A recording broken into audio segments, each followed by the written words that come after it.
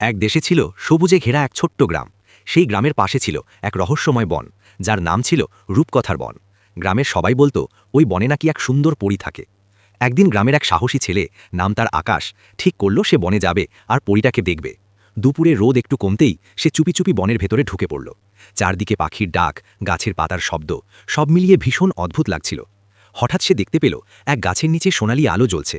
কাছে যেতেই সে অবাক, সেখানে এক পরী দাঁড়িয়ে আছে, তার ডানা ঝলমল করছে আর মুখে মিষ্টি হাসি।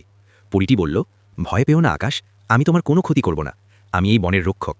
আকাশ একটু সাহস করে বলল, তুমি কি সত্যি পরী?